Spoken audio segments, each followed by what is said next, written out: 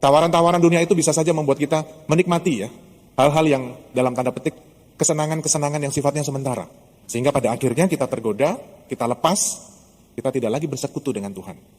Dalam kesempatan novena Roh Kudus hari yang ke-7 ini kita mohon, semoga Roh Kudus memampukan kita untuk tidak lepas dari persekutuan kita dengan Tuhan sendiri.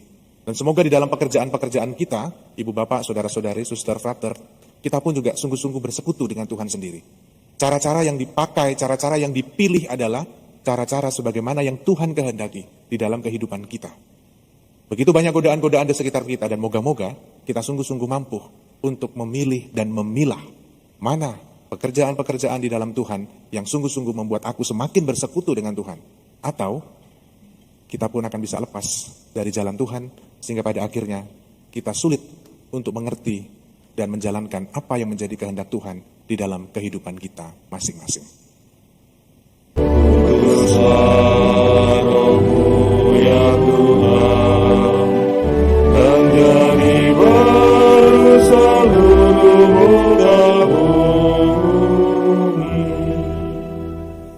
Dalam nama Bapa dan Putra dan Roh Kudus. Amin. Amin. Rahmat Tuhan kita Yesus Kristus, cinta kasih Allah dan persekutuan Roh Kudus bersamamu. Dan bersama rohmu. Suster, frater, ibu bapak, saudara-saudari, teman-teman muda serta anak-anakku yang dikasihi Tuhan. Pada kesempatan Ekaristi pagi ini, mari kita bersama-sama memasuki novena hari yang ke-7, Kamis 2 Juni 2022, dengan tema Roh Kudus meneguhkan kita bergiat dalam pekerjaan Tuhan. Mari kita mengawali Ekaristi kita sambil memanjatkan doa-doa permohonan kita, wujud-wujud doa pribadi kita, komunitas, dan juga keluarga kita.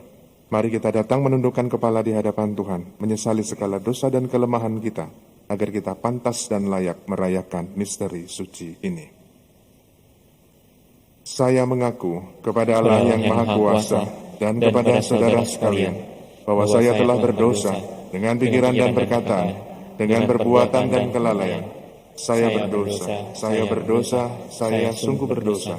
Oleh sebab itu saya mohon kepada Santa Perawan Maria, kepada para malaikat dan orang kudus, dan kepada saudara sekalian, supaya mendoakan saya pada Allah Tuhan kita. Semoga Allah yang Maha Kuasa mengasihani kita, mengampuni dosa kita, dan menghantar kita ke hidup yang kekal. Amin. Tuhan kasihanilah kami.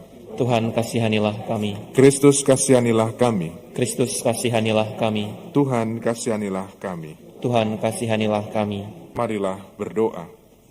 Allah Bapa kami menyadari kasih setiamu yang besar. Semoga dengan kekuatan Roh Kudusmu, iman kami umatmu selalu bertahan, kendati kami lemah dan rapuh akan dosa.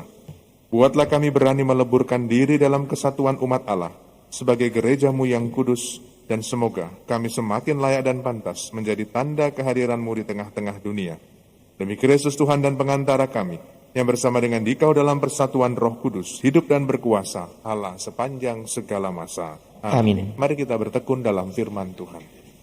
Bacaan dari Kisah Para Rasul. Setelah Paulus ditangkap di kota Yerusalem, kepala pasukan ingin mengetahui dengan teliti apa yang dituduhkan orang-orang Yahudi kepada Paulus. Karena itu, ia menyuruh mengambil Paulus dari penjara dan memerintahkan supaya imam-imam kepala dan seluruh mahkamah agama berkumpul. Lalu ia membawa Paulus dari markas dan menghadapkannya kepada mereka. Paulus tahu bahwa sebagian dari mereka itu termasuk golongan orang Saduki dan sebagian termasuk golongan orang Farisi. Oleh karena itu, ia berseru dalam mahkamah agama itu, katanya, "Hai saudara-saudaraku, aku adalah orang Farisi, keturunan orang Farisi. Aku dihadapkan ke mahkamah ini karena aku mengharapkan kebangkitan orang mati." Ketika Paulus berkata demikian, timbullah perpecahan antara orang-orang Farisi dan orang-orang Saduki, dan terbagi-bagilah orang banyak itu. Sebab orang-orang Saduki mengatakan bahwa tidak ada kebangkitan dan tidak ada malaikat atau roh, tetapi orang-orang Farisi mengakui kedua-duanya. Maka terjadilah keributan besar. Beberapa ahli Taurat dari golongan Farisi tampil ke depan dan membantah dengan keras, katanya, kami sama sekali tidak menemukan sesuatu yang salah pada orang ini. Barangkali ada roh atau malaikat yang telah berbicara kepadanya. Maka terjadilah perpecahan besar, sehingga kepala pasukan takut kalau mereka akan mengoyak-ngoyak Paulus. Karena itu, ia memerintahkan pasukan supaya turun ke bawah dan mengambil Paulus dari tengah-tengah mereka, lalu membawanya ke markas.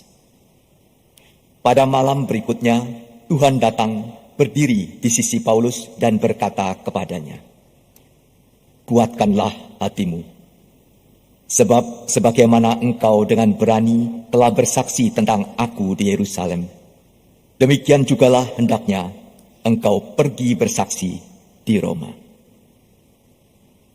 Demikianlah sabda Tuhan. Syukur kepada Allah. Jagalah aku, ya Tuhan, sebab padamu aku berlindung. Jagalah aku ya Tuhan, sebab padamu aku berlindung. Jagalah aku ya Allah, sebab padamu aku berlindung. Aku berkata kepada Tuhan, Engkaulah Tuhanku. Ya Tuhan, Engkaulah bagian warisan dan pialaku. Engkau sendirilah yang meneguhkan bagian yang diundikan kepadaku. Jagalah aku ya Tuhan, sebab padamu aku berlindung. Aku memuji Tuhan yang telah memberi nasihat kepadaku. Pada waktu malam aku diajar oleh hati nuraniku. Aku senantiasa memandang kepada Tuhan, karena ia berdiri di sebelah kananku. Aku tidak goyah.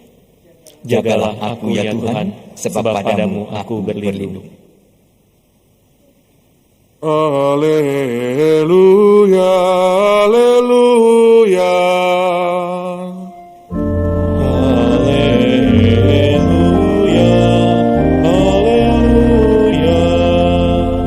Semoga mereka semua menjadi satu, sama seperti Engkau ya Bapa ada di dalam aku, dan aku di dalam Engkau, supaya dunia percaya bahwa Engkaulah yang telah mengutus aku. Haleluya, haleluya. Tuhan bersamamu Dan bersama rohmu, Inilah Injil suci menurut Yohanes. dimuliakanlah Tuhan. Dalam perjamuan malam terakhir, Yesus menengadah ke langit dan berdoa bagi para pengikutnya. Bapa yang kudus, bukan untuk mereka ini saja aku berdoa, tetapi juga untuk orang-orang yang percaya kepadaku oleh pemberitaan mereka, supaya mereka semua menjadi satu, sama seperti Engkau ya Bapa, ada di dalam aku dan aku di dalam Engkau, agar mereka juga di dalam kita, supaya dunia percaya bahwa Engkaulah yang telah mengutus aku. Aku telah memberikan kepada mereka kemuliaan yang Engkau berikan kepadaku, supaya mereka menjadi satu sama seperti kita adalah satu. Aku di dalam mereka dan Engkau di dalam aku, supaya mereka sempurna menjadi satu, agar dunia tahu bahwa Engkau yang telah mengutus aku, dan bahwa Engkau mengasihi mereka sama seperti Engkau mengasihi aku.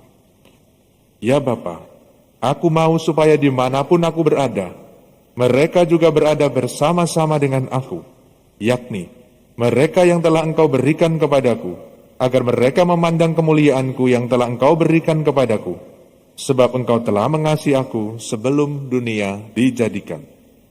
Ya Bapa yang adil, memang dunia tidak mengenal Engkau, tetapi aku mengenal Engkau, dan mereka ini tahu bahwa Engkaulah yang telah mengutus aku, dan aku telah memberitahukan namamu kepada mereka, dan aku akan memberitahukannya, supaya kasih yang Engkau berikan kepadaku ada di dalam mereka, dan aku di dalam mereka. Demikianlah sabda Tuhan. Terpujilah Kristus. Suster, frater, ibu bapak, saudara-saudari yang dikasihi Tuhan, kalau beberapa hari-hari terakhir ini kita merenungkan bacaan-bacaan harian atau mingguan, nuansanya, kalau masih ingat ya, sadar nggak sadar, nuansanya adalah Yesus berdoa kepada Bapanya. Apa yang dimohon Yesus kepada Bapanya hanya satu, supaya para pengikutnya menjadi satu. Pertanyaannya adalah, sejauh mana kita sebagai para pengikut-pengikut Tuhan, murid-murid Tuhan, anak-anak yang dikasih oleh Tuhan, sungguh-sungguh mewujudkan dan mengusahakan yang namanya persatuan. Padahal kita tahu bahwa kita sebagai manusia, di dalam diri kita, antar manusia begitu banyak perbedaan-perbedaan. Dan bahkan yang kita tahu juga di dalam kehidupan kita, entah di dalam konteks bangsa dan negara, atau dalam dunia politik, ekonomi, dan lain sebagainya. Justru perbedaan-perbedaan itu dijadikan kesempatan bagi kita semua tanpa sadar ataupun sadar sebagai sarana perpecahan. Bahkan mungkin tidak perlu jauh-jauh, di antara kita, komunitas kita, pelayanan kita, di dalam keluarga sendiri, suami dengan istri, dan lain sebagainya. Bisa jadi perbedaan-perbedaan itu menjadi sarana untuk kita memecah belah di antara kita, membuat kita menjadi satu dengan yang lain, berelasi tidak baik, dan lain sebagainya. Kita sadar bahwa sebagai manusia, masing-masing pasti berbeda. Saya dengan suster pasti beda. Saya dengan frater pasti beda. Isi kepala kita pun juga punya perspektif yang berbeda-beda.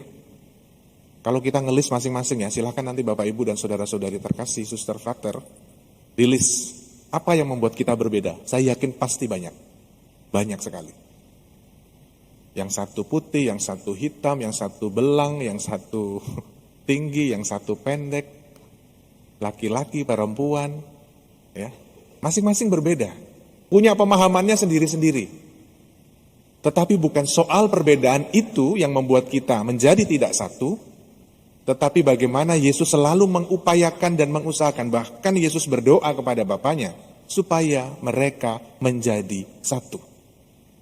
Hal ini sangat konkret dibuktikan kebersatuan itu di dalam diri Paulus, di dalam bacaan pertama. Sebagaimana yang kita tahu, Paulus itu adalah orang yang mengejar dan menganiaya murid-murid Tuhan. Tetapi dengan pertobatannya, Paulus menjadi satu dan bersekutu dengan Tuhan sendiri, dipertobatkan, dan dia akhirnya menjadi pengikut Tuhan yang setia. Mari kita berdoa dalam kesempatan Ekaristi ini, sejauh mana kita secara personal dan secara bersama-sama di dalam keluarga kita, komunitas kita, pelayanan kita, pekerjaan kita dimanapun kita berada, sungguh-sungguh mau bersekutu dengan Tuhan. Begitu banyak tawaran dunia yang membuat kita bisa jadi kita lepas dari persekutuan kita dengan Tuhan. Tawaran-tawaran dunia itu bisa saja membuat kita menikmati ya, hal-hal yang dalam tanda petik kesenangan-kesenangan yang sifatnya sementara. Sehingga pada akhirnya kita tergoda, kita lepas, kita tidak lagi bersekutu dengan Tuhan. Dalam kesempatan novena Roh Kudus hari yang ke-7 ini kita mohon, semoga Roh Kudus memampukan kita untuk tidak lepas dari persekutuan kita dengan Tuhan sendiri. Dan semoga di dalam pekerjaan-pekerjaan kita, Ibu Bapak, Saudara-saudari, Suster, Frater, kita pun juga sungguh-sungguh bersekutu dengan Tuhan sendiri. Cara-cara yang dipakai, cara-cara yang dipilih adalah cara-cara sebagaimana yang Tuhan kehendaki di dalam kehidupan kita. Begitu banyak godaan-godaan di sekitar kita, dan moga-moga kita sungguh-sungguh mampu untuk memilih dan memilah mana pekerjaan-pekerjaan di dalam Tuhan yang sungguh-sungguh membuat aku semakin bersekutu dengan Tuhan. Atau kita pun akan bisa lepas dari jalan Tuhan, sehingga pada akhirnya kita sulit untuk mengerti dan menjalankan apa yang menjadi kehendak Tuhan di dalam kehidupan kita masing-masing. Marilah menyatakan misteri iman kita. Bapa-Mu Tuhan yang diwartakan, kebangkitan-Mu kami muliakan, hingga datang. Kita lanjutkan dengan doa mohon 7 karunia Roh Kudus. Kita doakan bersama-sama. Datanglah ya Roh Hikmat, turunlah atas diri kami, ajarlah kami menjadi orang bijak, terutama agar kami dapat menghargai, mencintai dan mengutamakan cita-cita surgawi. Dan semoga kami kau lepaskan dari belenggu dosa dunia ini. Datanglah ya Roh pengertian, turunlah atas diri kami, terangilah budi kami, agar dapat memahami ajaran Yesus Sang Putra dan melaksanakannya dalam hidup sehari-hari. Datanglah ya Roh nasihat, Dampingilah kami dalam perjalanan hidup yang penuh gejolak ini. Semoga kami melakukan yang baik dan menjauhi yang jahat. Datanglah ya Roh keperkasaan, kuatkanlah hamba-Mu yang lemah ini, agar tabah menghadapi segala kesulitan dan derita. Semoga kami Kau kuatkan dengan memegang tangan-Mu yang senantiasa menuntun kami. Datanglah ya Roh pengenalan akan Allah, ajarlah kami mengetahui bahwa semua yang ada di dunia ini sifatnya sementara saja. Bimbinglah kami agar dapat menggunakan hal-hal duniawi untuk kemuliaan Allah. Datanglah ya Roh kesalehan, bimbinglah kami untuk terus berbakti kepadamu. Ajarilah kami menjadi orang yang tahu berterima kasih atas segala kebaikan-Mu dan berani menjadi teladan kesalehan bagi orang-orang di sekitar kami. Datanglah ya Roh takut akan Allah. Ajarlah kami untuk takut dan tunduk kepadamu dimanapun kami berada. Tegakkanlah kami agar selalu berusaha melakukan hal-hal yang berkenan kepadamu. Amin. Marilah berdoa. Allah Bapa Maha Kasih, kami bersyukur atas kelimpahan berkat surgawi yang telah kami terima. Semoga gereja-Mu senantiasa dikuatkan oleh Roh Kudus-Mu, agar Kau satukan sebagai tanda kehadiran-Mu di dunia, dan hidup kami semakin menjadi berkat bagi seluruh makhluk ciptaan-Mu.